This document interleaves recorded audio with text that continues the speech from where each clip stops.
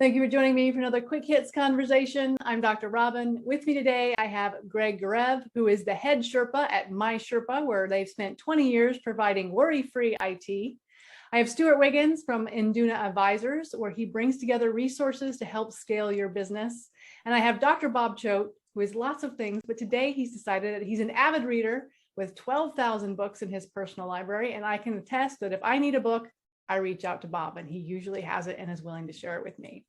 Today, the question I want to ask you, what do you do when you feel obligated to give a gift? Stewart, start us off. I struggle with this only because I'm not a believer in mandated gift giving. Because I think it diminishes the value of the gift. But if I gave you a gift today, just because, I think that you will, I'm not gonna put words in my mouth, but I think it's possible to value it more than it's your birthday and, well, I have to get something for you. I think me personally, I put a lot more thought into the gift because I just feel inspired to do it.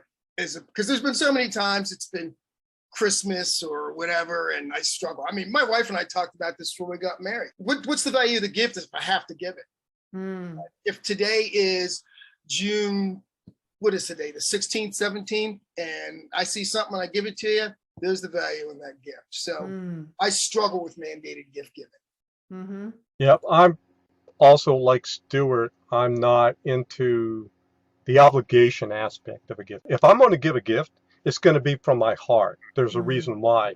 And if I learn to understand the individual and what they really love, what they really want, and I can just give them a gift because it's coming from my heart, and it's something that they're going to appreciate. And if I have to give them a gift, it's their birthday, it's Christmas time, or some other holiday. To me, I've always thought that was BS. Because why do we have to do that? Other than it being a social norm. We have this collective illusion that we have to do this and this and this and this, instead of, again, giving it from our heart, and which I think is much, much more powerful. Greg, what about you? Yeah, it's funny. I fall in those categories. I think, there's two reasons to give gifts. One is because it brings the person giving the gift joy. Like, I really enjoy giving a gift and seeing the person's response. And I like that, especially when it's unexpected, right? So for me, the unexpected is always more fun. Like, I have a great gift I'm giving my daughter today. It's a brand new MacBook Air. And I know she's really wanted it, and it's completely unexpected, right? So she's going to be blown out of the water. I think the other reason, though, too, is if you look at people's love languages, one of the love languages are, acts of kindness and gifts and things like that. So sometimes it's not an obligation, but that's what the person craves to feel good in the relationship or whatever. So it's not an obligation, but sometimes you go out and get those gifts. So I don't know, like, there's a person in my office whose birthday's coming up. And so I don't feel obligated, but I know it'll mean a lot to this person to be recognized in front of the staff and get a birthday gift from the company. So that would be my takeaways on those. Yeah, for me, I struggle because I want gifts to mean something. I've been given gifts that literally I took and was like, thank you. And they immediately went to Goodwill because I was like, what am I supposed to do with this? I don't want to give that kind of gift. I want to give a gift that matters. And I also feel like in this day and age, I don't want to gift a thing that's going to lay around, or I want something they can use. And so if I feel like I want to give someone a gift, I go to things that I know I use. Wine is really popular, although I've stopped drinking a lot of wine, and wine is very personal. I feel like that's a hard gift to give to someone because you don't know if they're going to like it or not. But the new one that I've started giving that seems to be well received, I'm really passionate about lately, is balsamic vinegars, like flavored balsamic vinegars. That seems to be something that is an easy go-to. The unfortunate thing is it does look like a wine bottle. And so people pull it out and then they're like, oh, wait, this is wine. So that's a problem. But I agree with you that obligation gift giving is tough. So then do you have a conversation and basically tell people I don't do obligation gift giving, but you may randomly on a Tuesday get something from me? I've done that. Have that conversation? I've had that conversation. I say, look, let's celebrate your birthday. Let's celebrate the event. But I can't tell you the last time that my wife and I have exchanged birthday gifts. But throughout the year, there's constantly gifts being exchanged. So now, if you give me something because you feel obligated, that doesn't mean I'm going to diminish it. I will use it. But I think that it's today's Friday, and even if it was a slice of pie, because I like this pie, I think I value that more. Maybe that's just selfish on my part. I don't know. Yeah, I have told people, don't give me a gift for my birthday or for Christmas or one of these other holidays because you feel that you have to do it. I don't want gifts, and especially if it's a gifts out of random, they think that I want this gift. And like you, Robyn, I have all these different things, unopened boxes, and I'll give it away. Or sometimes if somebody visits me, then I'll have it, but it's more of a display item than anything else. That they can. It makes them feel good more so than it does me. But I think it's important that, again, like I said earlier, if we really understand a person, and as Greg said, the love languages aspect, if somebody falls within that realm of they look at this gift as part of love, I think that works. But having said that, just the whole thing of obligation is a messed up aspect. I mean, it's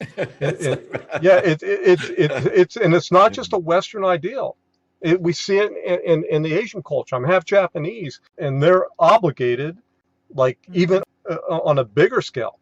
I've been to some parties where people had to give like a baby on the first birthday.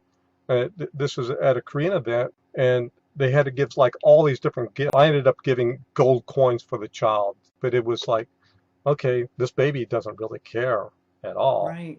But it's more what the adults want. I was just thinking. So, Greg, do you have a conversation with people and say, I don't do gifts of obligation, or like, how does that work for you? Not really. I mean, we, maybe some holidays we say, hey, we're not going to give gifts as a family. And then someone will always trip up on that and give some gifts. And then it can leave you feeling like, oh, I thought we said we weren't going to do that. I've been there. Yeah. But I think, you can always have something that, I mean, from a standpoint of a gift, it can just be something that's meaningful, that doesn't have to have a lot of intrinsic value, but that's really where it comes from, is really what it means to the person. And I think really all we're really trying to say is that we're thinking of that person, and we think that this is something that would make them happy or make them remember an event that was joyful, right? You're really trying to bring them back to a place of happiness, or remind yourself of a place that you were happy when you saw this item, and every time you look at it together, it brings you back to that memory. So it's really, they're there to I think, jog memories, really.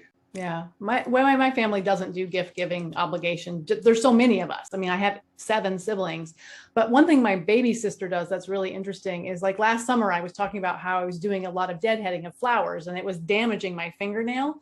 And so she sent me one of those little thumb knives where you put it on, and just out of the blue, it arrived in the mail. And I'm like, oh, that's so cool. And now I have this little thumb knife thing. So she pays attention and just randomly sends me little things. And that to me means so much more than if she bought me a candle for Christmas or something. I think just to put just a little top on it, I think it's important to know your audience though. If the occasion is really important to somebody, then I probably want to do something for them, because the repercussions, you don't need the heartache. True story. This was when I was much, much younger. I was in a previous relationship, and it was Christmas. And so I gave a pair of sneakers because I thought, you like to work out.